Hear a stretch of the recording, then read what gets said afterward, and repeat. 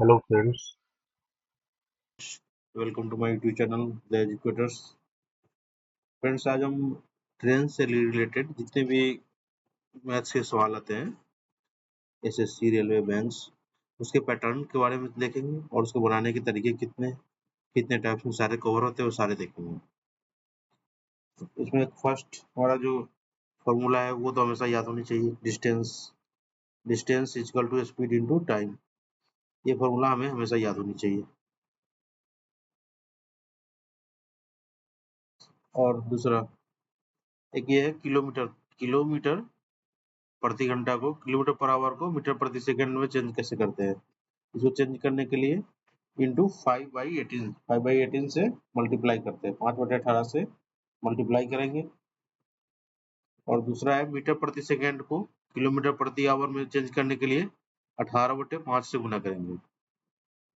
अब ये अभी तो हमने पढ़ लिया, लेकिन ये क्वेश्चन बनाने वक्त जो है हमें ये कंफ्यूजन हो जाता है, कब 5/18 से गुना करना है और कब 18/5 से गुना करना है।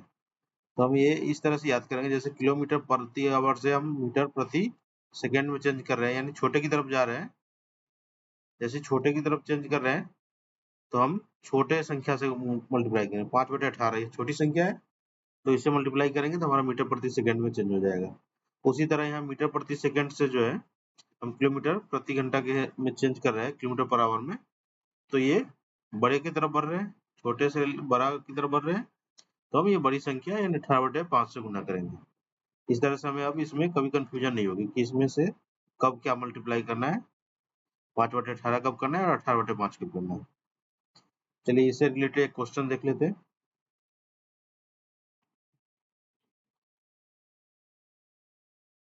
एक क्वेश्चन है, यदि एक ट्रेन 45 किलोमीटर प्रति घंटा की गति से चल रही है तो 4.5 किलोमीटर की दूरी तय करने में उसे कितना सेकंड लगेगा। तो फिर हमें यहाँ पे सेकंड के रूप में पूछ लिया है, तो पहले हम इसको निकाल लेते हैं कि कितना टाइम लगेगा, वो निकाल लेते हैं।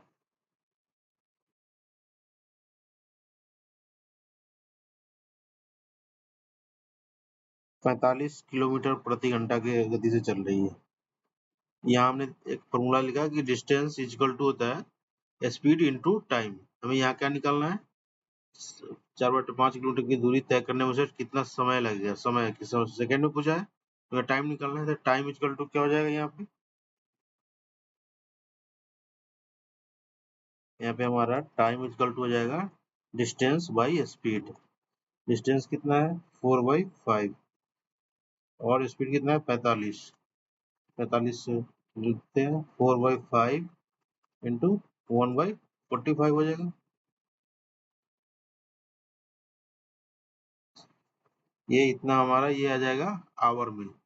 अब इसको हमें मिनट और सेकंड्स में चेंज करना है, इंटू 3600 से कर देंगे मल्टीप्लाई। 45×8 = 360। ये आप लोग काट सकते हो, 360 एक जीरो कर दें 36, 100 हो गया। 5 से हम काट देते हैं, 16×5 = 80, यानी 16 × 4 = 64 सेकेंड। ये हमारा हो गया बी, आंसर हो गया। अब हम इसके टाइप्स देखेंगे, कितने टाइप से पूछे जाते हैं। मेनली 5 टाइप के पूछे जाते हैं, जो कि हमने इसमें कवर कर रखा है। बाकी देखते हैं। अगर एक ट्रेन एक आदमी या पोल या पेड़ को पार करती है, और कोई ट्रेन किसी निश्चित स्पीड से आ रही है और वो किसी आदमी और पोल को पार करती है, तो उस स्थिति में जो हमारा डिस्टेंस होगा वो लेंथ ऑफ द ट्रेन होगा। जो ट्रेन की लंबाई होगी वही हमारी दूरी होगी। इसका एक 120 metre long train takes 10 seconds to cross a man standing on the platform. What is the speed of the train? तो यहाँ पे हमारा डिस्टेंस कितना हो जाएगा, जो ट्रेन की लंबाई है, डिस्टेंस इक्वल टू हो गया 120 मीटर, और टाइम कितना है, time equal to 10 seconds. Train की गति करनी है, स्पीड क्या आएगा, तो स्पीड बराबर हो जाएगा यहाँ से डिस्टेंस बाई टाइम। डिस्टेंस क्या है 120/10, यानी 12 मीटर प्रति सेकंड हो गया। तो देखते हैं हमारा ऑप्शन क्या मीटर प्रति सेकंड में है या किलोमीटर पर आवर में। अब किलोमीटर पर आवर में होगा तो मीटर प्रति सेकंड से किलोमीटर पर आवर में चेंज करने के लिए यानी छोटी से बड़ी में जाएंगे, 18/5 से मल्टीप्लाई कर देंगे।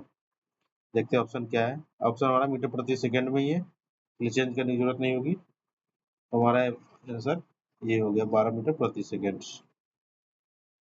ये एक टाइप के क्वेश्चन है, ये इस टाइप से पूछा जा सकता है जब किसी पोल को, आदमी को या पेड़ को ये क्रॉस करेगी एक ट्रेन। तो अब कह रहे हैं कि अगर कोई ट्रेन किसी प्लेटफॉर्म को पार करती है, अब ऐसी स्थिति में क्या प्लेटफॉर्म को पार करेगी या फिर ब्रिज को पार करेगी, तो फिर देखते हैं कैसे बनता है। इस स्थिति में डिस्टेंस जो होता है वो होता है length of the train plus length of the platform. Train की जो लंबाई होगी और प्लेटफॉर्म की जो लंबाई होगी दोनों को ऐड कर देंगे तो हमारा दूरी निकल जाएगा। कह रहा है 25 मीटर प्रति सेकंड की गति से चलने वाली ट्रेन 300 मीटर लंबी ट्रेन 200 मीटर लंबे प्लेटफॉर्म को पार करने में कितना समय लेगी। तो हम पहले यहाँ देखते हैं हमारा क्या दिया, 25 मीटर प्रति सेकंड स्पीड है।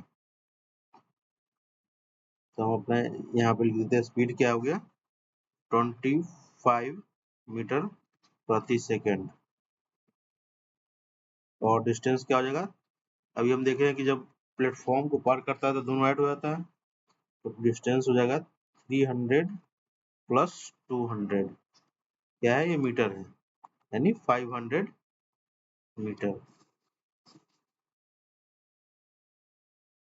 अब हमें टाइम निकालना है, तो टाइम इजकल टू क्या हो जाएगा डिस्टेंस बाई स्पीड। डिस्टेंस क्या है हमारा 500 डिवाइडेड बाई हमारा स्पीड। देखते हैं दोनों सेम में है कि नहीं, मीटर में है और मीटर प्रति सेकंड्स में है। यहाँ चेंज करने की कोई जरूरत नहीं है, तो 25 से डिवाइड कर देंगे, 25 दूना 50, एक जीरो आ गया 20, नहीं 20 सेकंड्स। सी हमारा आंसर हो गया। ये हम टाइप 2 देख लिए। अब हम टाइप 3 देखेंगे। टाइप 3 में क्या है, यदि दो ट्रेनें एक ही दिशा में चल रही हो, और दो ट्रेन है जैसे कि ये ट्रेन ए है, ये इसी दिशा में चल रही है, दूसरी ट्रेन एक बी है, ये दोनों एक ही दिशा में चल रही है, तो ऐसे में डिस्टेंस क्या हो जाएगा। पहले तो रिलेटिव स्पीड देखेंगे। अब जैसे दो वस्तु जब चल रही हो, जैसे दो गाड़ी हो, दो ट्रेन हो, दो बस ट्रक कुछ भी हो, तो ऐसे में हम रिलेटिव स्पीड निकालते हैं। जैसे मान लो ये 5 किलोमीटर प्रति घंटा से चल रहा है और ये 4 किलोमीटर प्रति घंटा से चल रहा है, से रिलेटिव स्पीड क्या हो जाएगा 1 किलोमीटर होगा, और 1 किलोमीटर से ये आगे चलेगा 1 किलोमीटर प्रति घंटा से। इस तरह कर रहा है कि जब यदि दो ट्रेनों एक ही दिशा में चल रही हो तो रिलेटिव स्पीड क्या हो जाएगा speed of the fast train minus speed of the slow train, यानी तेज गति की ट्रेन की जो गति होगी उसमें से धीमी गति की ट्रेन की गति घटा देंगे तो हमारा रिलेटिव स्पीड यानी सापेक्ष गति आ जाएगा। अब उसके बाद हम देख लेते हैं उसमें भी कई दो टाइप हो सकते हैं। अगर एक दूसरे को पार करती हो, अगर वो दोनों ट्रेन जो है, और क्वेश्चन में ऐसा कह दे कि दोनों को एक दूसरे को पार करने में कितने टाइम लगेगा, तो ऐसी स्थिति में डिस्टेंस क्या हो जाएगा sum of the length of both trains, दोनों ट्रेन की लंबाइयों का योग हो जाएगा हमारा दूरी। और दूसरी स्थिति का क्या है, यदि दूसरी ट्रेन में किसी यात्री को पार करता हूँ, जैसे एक क्वेश्चन आता है कि पहली धीमी गति की ट्रेन में बैठे हुए व्यक्ति को 10 सेकंड में पार कर देता है, तो यानी इस ऐसे स्थिति में जो फास्ट गति की ट्रेन होगी उसकी दूरी को ही हम डिस्टेंस मान लेंगे, जो ट्रेन क्रॉस करेगा उसका जो लंबाई होगा वही डिस्टेंस हो जाएगा। जैसे एक क्वेश्चन हमने ले रखा है एग्जांपल के तौर पे, दो ट्रेनें एक ही दिशा में 30 किलोमीटर प्रति घंटा और 58 किलोमीटर प्रति घंटा की चाल से चल रही है। तेज ट्रेन धीमी ट्रेन में एक व्यक्ति को 18 सेकंड में पार करता है, तेज गति से चलने वाली ट्रेन की लंबाई क्या होगी। तो सबसे पहले हम यहाँ क्या करेंगे, दो ट्रेन एक ही दिशा में चल रही है तो यहाँ पे रिलेटिव स्पीड निकालेंगे RS, रिलेटिव स्पीड। बड़ी फास्टर ट्रेन की गति क्या है 58 माइनस स्लोअर ट्रेन की गति 30 यानी 28, किलोमीटर प्रति घंटा। अब ये जो है तेज ट्रेन की जो है धीमी ट्रेन में एक व्यक्ति को 18 सेकंड में पार करती है, यानी हमारा टाइम जो है सेकंड में दिया हुआ है, तो हम अपनी स्पीड को भी मीटर प्रति सेकंड में चेंज कर लेंगे। के लिए 28, अब इसको हमको मीटर प्रति सेकंड में चेंज करना है, किलोमीटर से मीटर प्रति सेकंड, छोटे की तरफ जाना है, यानी 5/18 से गुना करेंगे। 28 पंचे क्या हो जाएगा 140/18 मीटर प्रति सेकंड। तो ये हमारा हो गया रिलेटिव स्पीड हो गया, और टाइम दे रखा है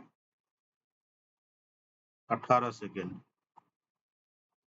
तो यहाँ पे हम क्या निकाल लेंगे, डिस्टेंस। डिस्टेंस इक्वल टू होता है स्पीड इंटू टाइम। स्पीड है 140/18 इंटू 18, ये 18 से 18 कट गया, यानी 140 मीटर। ये हमारा 140 मीटर आ गया आंसर। ये फास्टेस्ट ट्रेन की लंबाई हो गई। इसी तरह से क्वेश्चन पूछे जाएंगे। टाइप 4, इसमें है कि यदि दो ट्रेन विपरीत दिशा में चल रही हो, जैसे यहाँ पे हम देख लेते हैं कैसे। तो इससे पहले रिलेटिव स्पीड कैसे निकालेंगे, जैसे एक ट्रेन ए है, वो इस दिशा में चल रही है, और बी एक इस दिशा में चल रही है। ये 10 किलोमीटर प्रति घंटा है, और ये 20 किलोमीटर प्रति घंटा है। तो रिलेटिव स्पीड क्या होगा, यानी दोनों एक दूसरे की ओर कितनी तेजी से बढ़ रहे हैं, वही रिलेटिव स्पीड होगा, यानी sum of speed of both trains. ये 10 इसका है और 20 इसका, यानी RS इसमें कितना हो जाएगा, 10 और 20 30 किलोमीटर प्रति घंटा। क्योंकि एक घंटे में ये जो ऐड क्यों करते हैं कि एक घंटे में 10 किलोमीटर ये चलेगा और एक घंटे में 20 किलोमीटर ये चलेगा, तो एक घंटे में टोटल जो दूरी एक दूसरे की ओर बढ़ेगा वो कितना बढ़ेगा, वो 30 किलोमीटर प्रति घंटा बढ़ेगा। तो ये एक रिलेटिव स्पीड का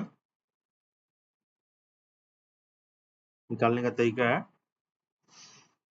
इसमें एक एग्जांपल्स देख लेते हैं कैसे क्वेश्चन से। कह रहा है दो ट्रेनें, एक 160 मीटर और दूसरी 140 मीटर लंबी समानांतर पटरियों पर विपरीत दिशा में चल रही है। पहली 77 किलोमीटर प्रति घंटा की दूसरी की गति से और दूसरी 67 किलोमीटर प्रति घंटा की गति से। उन्हें एक दूसरे को पार करने में कितना समय लगेगा। जैसे देख लेते कैसे है। एक ये है, ट्रेन ए है, ये चल रही है कितनी गति से,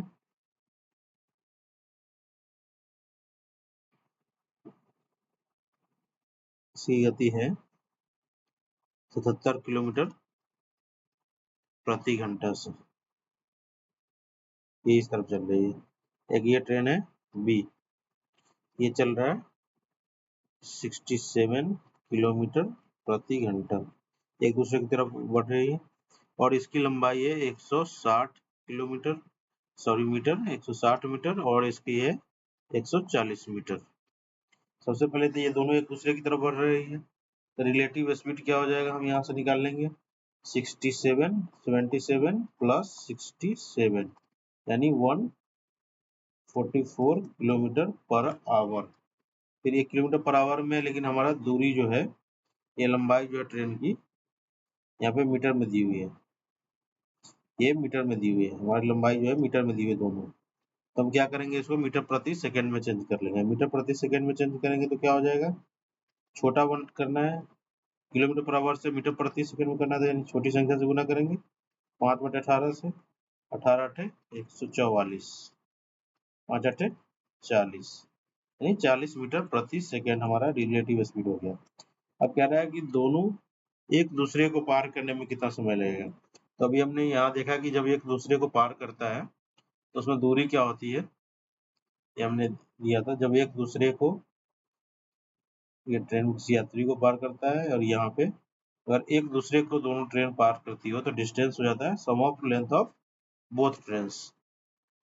तो हम देख लेते हैं इसका डिस्टेंस क्या हो जाएगा ऐसी स्थिति में। तब ऐसी स्थिति में यहाँ पे हमारा डिस्टेंस इक्वल टू हो जाएगा, दोनों का सम है, डिस्टेंस इक्वल टू हो जाएगा, एक एक है 160 मीटर और एक है 140 मीटर। 160 160 प्लस 140 यानी 300 मीटर। डिस्टेंस हो गया तो हमको क्या पूछ रहा है, टाइम कितने समय लगेगा। तो टाइम इक्वल टू क्या हो जाएगा, डिस्टेंस बाई स्पीड। डिस्टेंस हमारा क्या है 300 बटे स्पीड क्या है 40। काट दो, 0 से 0, 30 को 4 से भाग देंगे 7.5 आ जाएगा, 7.5 सेकेंड हो जाएगा, क्योंकि हमने मीटर प्रति सेकेंड में गए थे तो हमारा आंसर क्या हो जाएगा 7.5 सेकेंड। अब ये टाइप 5, टोटल 5 टाइप के क्वेश्चन आते हैं इसी में। कभी कुछ कंडीशन चेंज कर देंगे, कभी कुछ कंडीशन चेंज कर देंगे, लेकिन ये टाइप यही होते हैं 5 ट्रेन में, इसी टाइप्स के क्वेश्चन आएंगे। अब इसमें क्या है, यदि दो ट्रेनें 90 डिग्री के कोण पर चल रही हो, 90 डिग्री के कहने का मतलब कोई डायरेक्शन दे देगा, कोई नॉर्थ में जा रहा है, कोई साउथ में जा रहा है, कोई ईस्ट में जा रहा है, वेस्ट में जा रहा है, तो उस समय हम देख लेंगे कि दोनों किस एंगल पे जा रहे हैं, है ना। फिर उसके बाद हम बनाएंगे, उसमें रिलेटिव स्पीड का फॉर्मूला होता है पहले ट्रेन का स्पीड का स्क्वायर प्लस दूसरी ट्रेन का स्पीड का स्क्वायर, उसका रूट अंडर कर देंगे। ये 1/2 है यानी रूट अंडर है, यानी रूट अंडर T1, ये T1 का स्क्वायर प्लस T2 का स्क्वायर। अब जैसे देखते हैं क्वेश्चन क्या है इसका, एग्जाम्पल लिया हमने, कह रहा है कि जो दो ट्रेन है, दो ट्रेनें एक ही समय में एक ही स्टेशन से शुरू होती है और उत्तर और पूर्व दिशा की ओर बढ़ती है। इनकी स्पीड 36 और 48 किलोमीटर प्रति घंटा है। 15 सेकेंड्स के बाद उनके बीच की दूरी क्या होगी। ठीक है, तो देख लेते हैं 15 सेकेंड्स के बाद उसके बीच की दूरी क्या होगी। तो जैसे हम देख लेते हैं, फिर दिशा बना के देखते हैं किधर किधर पहुंच जा रहा है।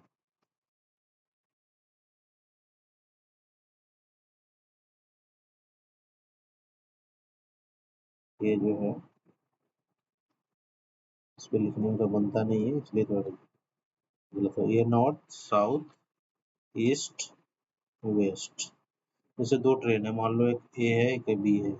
ए हमारे जा रही है नॉर्थ की ओर और बी जा रही है ईस्ट की ओर, उत्तर और पूर्व की दिशा की ओर।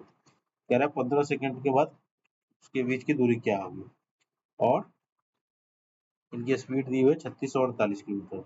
अब हम देखें, यहाँ दोनों जो जा रहा है एक दूसरे को राइट एंगल पे जा रहा है 90 डिग्री पे, तो यानी जो हमारा वो पहली वाली शर्त है वो से पूरा हो रहा है। तो यहाँ से हम रिलेटिव स्पीड निकाल लेंगे। रिलेटिव स्पीड इक्वल टू क्या आ जाएगा, रूट अंडर 36 का स्क्वायर प्लस 48 का स्क्वायर। अब देखो, अब इसको पूरे के स्क्वायर करने में मत लग जाओ, अब इसमें से जो क्या करेंगे, 4 दोनों में कॉमन है, 4 को बाहर निकालो, 4 का स्क्वायर बाहर निकालेंगे, बाहर क्या आ जाएगा, सिर्फ 4 ही आ जाएगा। 4 का स्क्वायर बाहर दोनों से निकाल लिए तो 4 आ गया। रूट अंडर 9 का स्क्वायर क्या हो जाएगा 81 प्लस 12 का स्क्वायर 144। 81 144 क्या हो 225, 225 यानी 15 हो जाएगा, 4 गुने 15 यानी 60 का किलोमीटर प्रति आवर, यानी यूनिट तो वही रह जाएगा क्योंकि हमने यूनिट चेंज नहीं किया था। 60 किलोमीटर प्रति घंटा की स्पीड से रिलेटिव स्पीड आ गया। अब टाइम हमारा क्या दिया है सेकंड्स में, हम इसको चेंज कर लेते हैं मीटर प्रति सेकंड में। फिर यहाँ हम क्या करेंगे, किलोमीटर प्रति आवर को मीटर प्रति सेकंड में चेंज कर रहे हैं, यानी बड़ा से छोटे की तरफ जा रहे हैं, छोटी संख्या से मल्टीप्लाई करेंगे। छोटी संख्या कौन होगी 5/18, 60 में 5/18 कर दिए, 6 से कटने वाला है, 18, 6 से 14 ही 60, 10 बचे 50/3, क्या हुआ 50/3 हमारा ये मीटर प्रति सेकंड में हमारा स्पीड हो गया, यानी रिलेटिव स्पीड। और टाइम हमें दे दिया है 15, तो यहाँ से डिस्टेंस निकल जाए, डिस्टेंस इक्वल टू क्या होगा स्पीड, यानी जो रिलेटिव स्पीड है वो ये आ जाएगा 50/3 इंटू टाइम कितना है 15 सेकेंड, 15 से मल्टीप्लाई कर देते हैं, 3 पंचे 15, 50 पंचे 250 मीटर। देखिए हमारा ऑप्शन में है 250 मीटर, यस, डी नंबर में आंसर हो गया। इस तरह से हमने ट्रेन से रिलेटेड सारे प्रश्न देख लिए किस किस टाइप से पूछे जा सकते हैं। इससे आपके टाइप इससे बाहर नहीं का कोई भी क्वेश्चन नहीं आएगा। और इसी में भी डिफरेंट टाइप के क्वेश्चंस है, कंडीशंस अलग होते हैं, चेंज हो जाते हैं, तो वो हम कल एक फिर अगले वीडियो में जो है 20-25 क्वेश्चन करेंगे जो हर टाइप को कवर कर लेगा। टाइप तो यही रहेगी, टाइप 5 भी यही रहेगा, लेकिन कंडीशंस अलग-अलग होते हैं। वो सारे अगली वीडियो में कवर करेंगे। Okay guys, thank you for watching this video.